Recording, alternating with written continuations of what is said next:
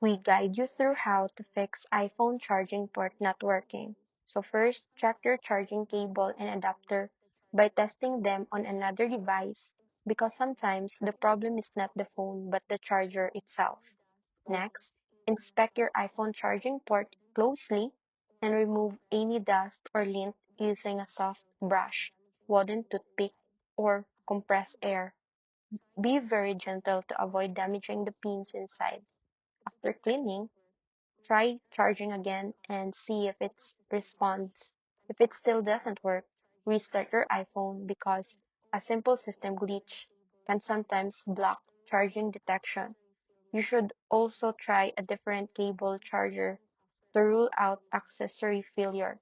Next, check if your iPhone has any software updates available, since outdated iOS can sometimes cause charging issues.